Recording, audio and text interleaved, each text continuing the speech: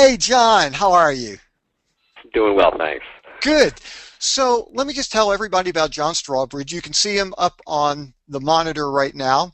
But John has worn many hats in the industry, including casting, writing. He's an author and a director.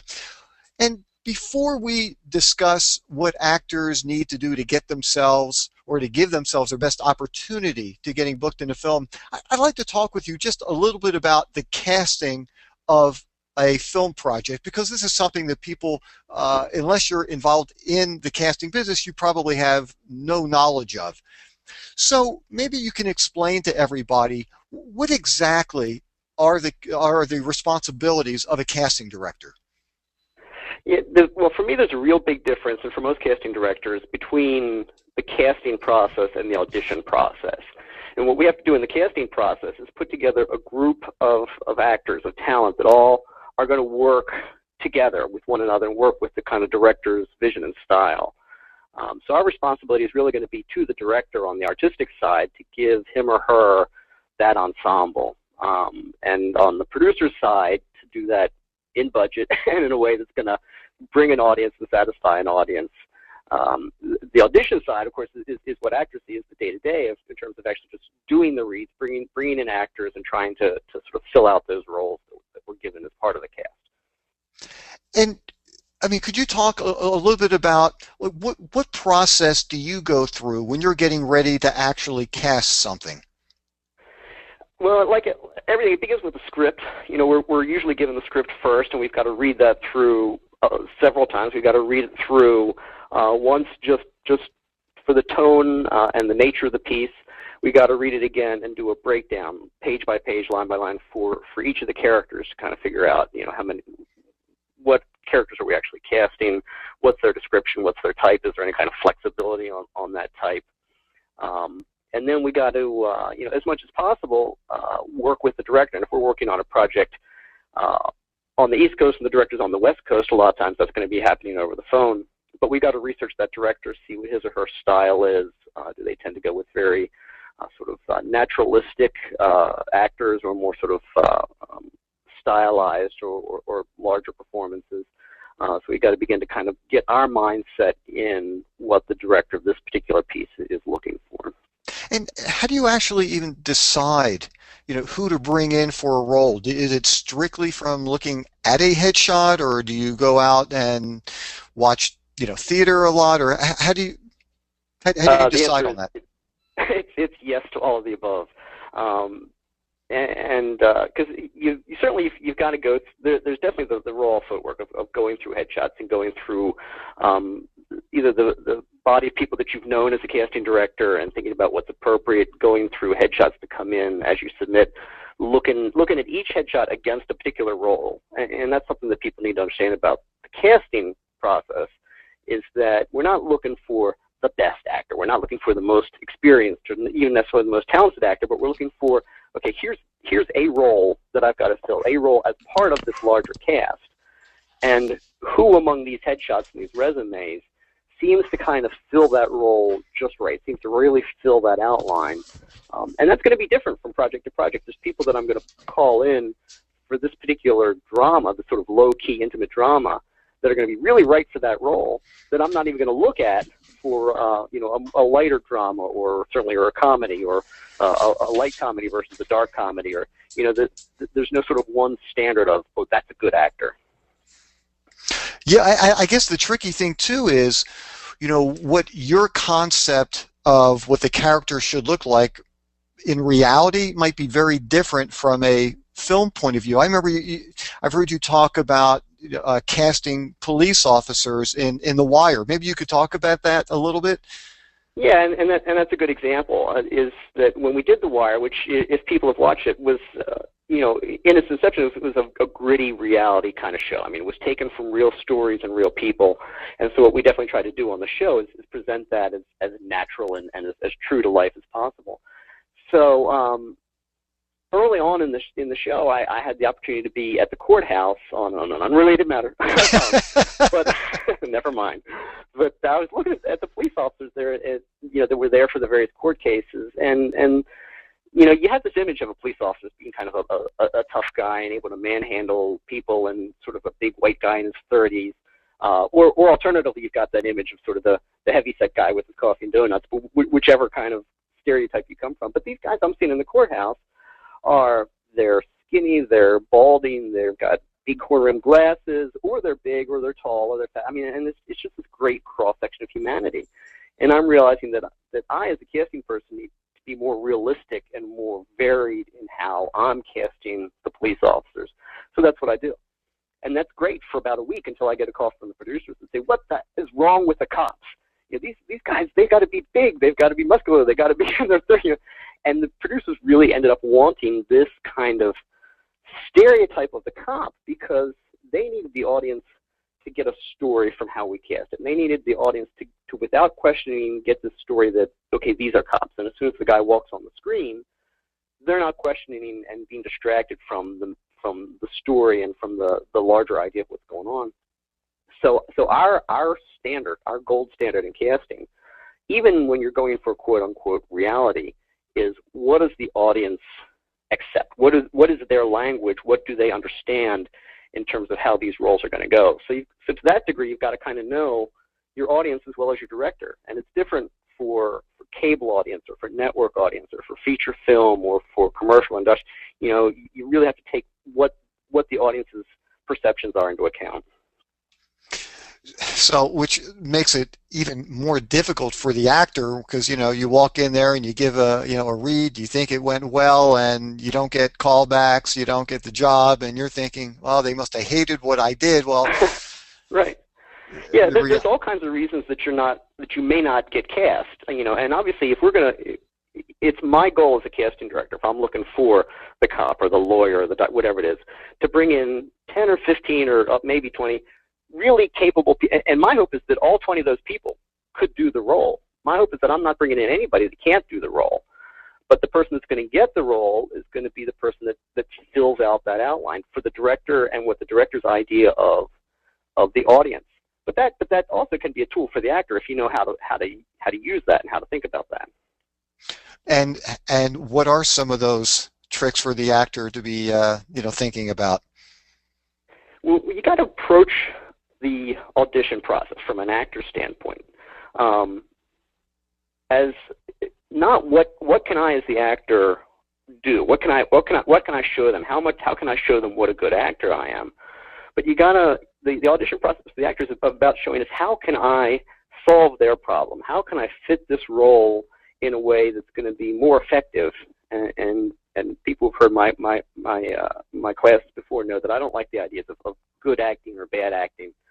For me, it's all about whether or not you are effective, meaning do you affect an audience, do you communicate to an audience? So it's a good idea and a good strategy for an actor rather than looking at, okay, what can I do with this role, but to look at it as, okay, what does this role need? How can I, what's the audience going to be like for this role, and how can I speak to them? What does the director need from this role in terms of the story, and how can I give that to the director? And to ask those kinds of questions. And once you start to look at a role like that, it's really helpful for an actor because it really gives you focus, and it really gives you go from this vague kind of idea of, oh man, I got to nail this role, to a much more specific idea of, okay, I've got to communicate this idea, I've got to appear this way to the audience, I've got to provide this fulcrum for the director. Well, it's interesting you brought that up. I had a couple of auditions in New York about 10 days ago, and one of them was for Boardwalk Empire, and it was so hard. And I was trying to think in those terms, but one thing that was challenging was I had no idea what ultimately the director is really needing or wanting in this particular role. And so what would you say to an actor who really can't figure out what the director is looking for because all you see are the sides, which is the short portion of the script that we're auditioning with. So we really don't have all that much to go on at that point. What would you say to an actor in that kind of situation? Well, first of all, I know you will have done this because I know you're an actor, but if for an actor that hasn't already, before you even get to that audition stage, if you know what the show is, research the show.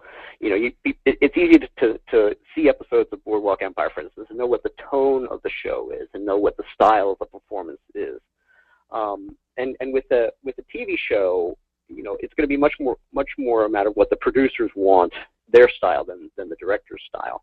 But if it was a feature film, you'd want to look at that director's projects and see, okay, what kind of work, what kind of performances does that director. So that's stuff that all has to go in the background. Now, when you're there with the sides, there's a lot that can be gotten out of the sides in terms of not just what roles my character playing in the story, how's my character interacting with the other characters. But there's also a lot that you can ask about what's not there. Okay, why doesn't this happen, or why is this question left unanswered? But all that aside, once you've gone as far as you can with that, yeah, there's always going to be questions that you can't answer as the actor, and that's reasonable and that's fair. And you got to not punish yourself for that. And what you have to be able to do at that point is make a choice and make a solid choice. Don't hedge your bets, because it's much better to make a wrong choice and show the casting director and the director that you're an actor that can come to a conclusion, that can make a choice and play that choice, and let them want to give you a different direction. Let them be interested enough in the choices that you make that they say, okay, that was interesting, but try it like this.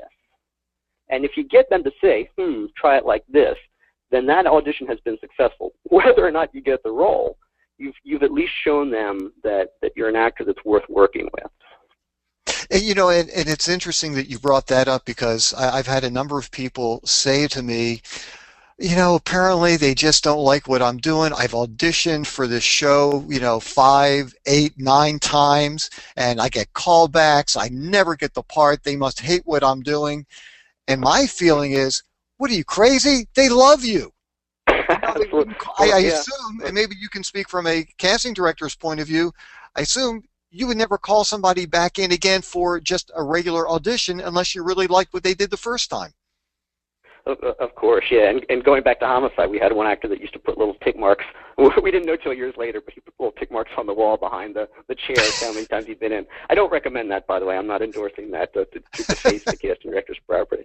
But absolutely, somebody that comes in and again, people always say the worst thing you do is blow an audition. The worst thing you can do, from my standpoint as a casting director, is be boring in an audition. Is be. And I'm not sure it's right to say too safe, but to not make a choice, to play the middle of the road. And those are the people that, yeah, I'm not calling them again. But if I call you back, if you're coming back, there's people that we've stuck with over the course of the TV series that I've cast. Years, literally, bringing them back for years, just trying to find the right fit and the right moment. And even the producers would be, oh, it's Aaron again. Yeah. But we've got different directors for different episodes, and so eventually you kind of get behind it. You've actually got a casting director who's behind you as an actor if they're really trying to try again.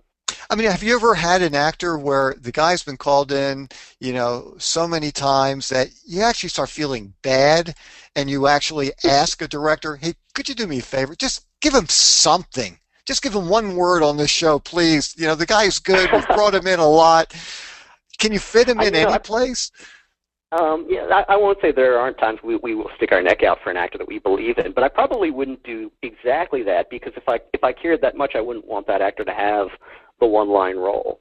And those are the things that go on in casting that might surprise actors. There are times when there's an actor that I think is really strong, and some that I think would be good for like a multi-episode arc, maybe a 2 or 3 episode arc. And the director will say, well, I don't like him for the part you brought him in for. Let's bring him in for the waiter. And we'll tell the director, no, it turns out he's not available. And the actor doesn't know that we just cost him a role, but I'm not going to waste this actor on the one-line waiter when I know this is somebody that I need down the line to carry a bigger story or a bigger character. And those are the kinds of things that you have to do as a casting director, particularly on a series. On a film, if the waiter was all that was left, you give him the waiter. But on a series, it's really for the casting director the art of managing the whole series, of finding the best actor for this moment in this role, rather than just kind of blowing all your best actors in episodes 1 and 2. Maybe you could, if you would, just kind of walk people through the process of how things work. From the casting office, you're going to call uh, either an agent or a manager. I know in some markets, sometimes they go directly to the actors, but that's more unusual. And then you call somebody in for the audition. Typically, are they going to get the sides ahead of time, or do they get the sides when they first walk into the audition? More and more you're going to get, and particularly and there's a big difference between the New York and LA markets and everywhere else. So it's funny because when you talk about, something that's done more often, it's probably done more often outside of New York or in LA, but it's done more commonly in those two markets where most of the film and TV is produced. And in those major markets, you're almost certainly going to get the sides ahead of time, because those markets have things like Sides Express and different sides on demands where once you get the audition, they'll tell you where to go online to download those sides. Outside of those markets, and I've done a lot of work in DC, Baltimore, and places where that system isn't really in place, you're not as likely to get the sides, because for me to spend, if I've got 60 people coming in tomorrow, that's 3 hours of standing by the fax machine or trying to upload. That's just not a practical use of time. And for myself, as a matter of preference, I always prefer the cold read, because I really like to see, one of the things I'm looking for in an audition, and I said before, it's not necessarily about the best actor, but I'm really looking for an actor's ability to make and come to choices, because time on set is precious. So I like to see, even if I know, and of course I know if I'm doing cold reads, I know it's not a polished, it's not a finished performance. I get that. I've done this enough years that you don't have to be concerned that I'm seeing a cold performance. But it really helps me see what an actor does as far as making choices, him or herself, rather than what that actor's coach may have done with that one scene that we may not get with the other scenes that are going to turn up in that script. So then basically, after they come in, and let's say they're not in a city where they're getting the sides ahead of time, they're handed the sides, they're looking at things, they walk in, they're going to sit down with a video camera, there'll be a casting director, and then typically they'll have a reader, somebody who's reading the lines opposite to them. Right, and most often, and again, in the secondary markets outside of New York or LA, it's just like you said. You sign in. Some places are going to take you in the order you sign in. Some places are pretty deliberate about your appointment time. But yeah, you'll do that. You'll do that scene either for the casting director or possibly for an assistant. And if you're lucky, and if there's plenty of time, you'll get a rehearsal. And that's that moment when hopefully you'll get them to see what you're doing and say, okay, make this adjustment. And you gotta really hear what they're saying and make that adjustment pretty quickly, and then they'll put that on tape. And for the most part, the directors could, and I had an actress asking me about this actually a couple of days ago. It's like, do you think they're just going to erase my performance? And sometimes that happens. Not as often as you might think. Sometimes the director's not seen everybody that went on tape, and most often they are.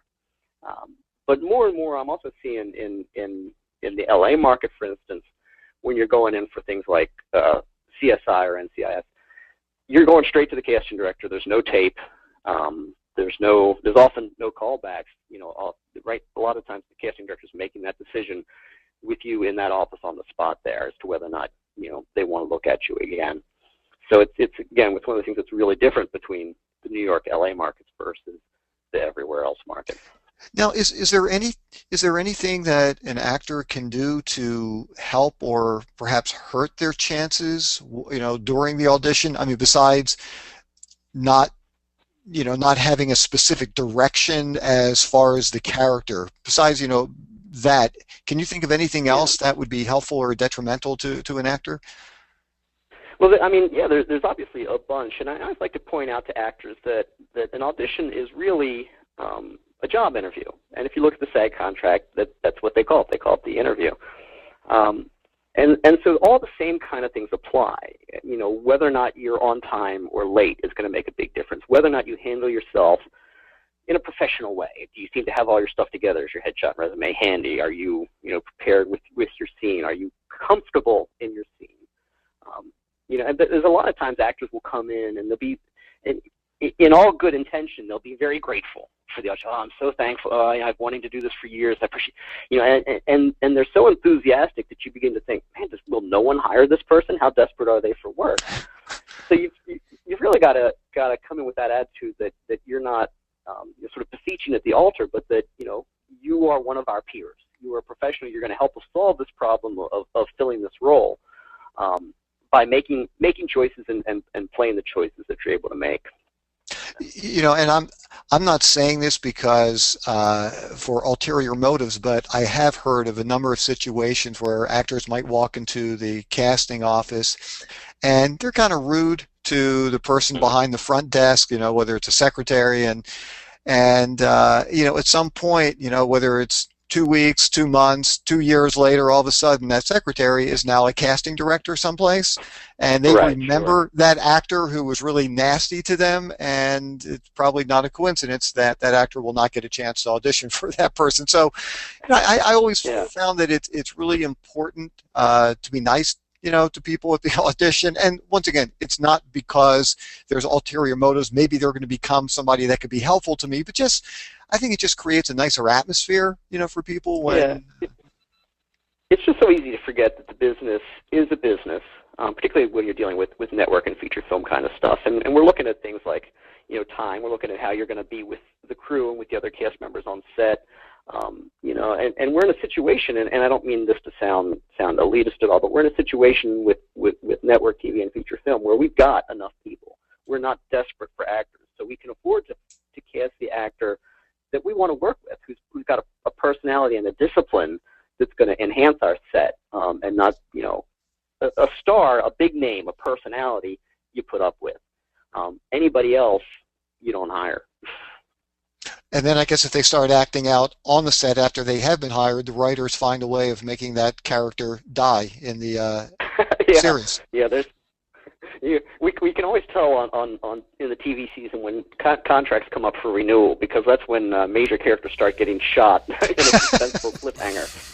Hey, That could go either way. so thanks, John, so much so far. We've got a couple questions. You mind if I jump in with them here, Aaron? Actually, I just have one more really important question I wanted to ask John, and then sure, let's open it up for questions.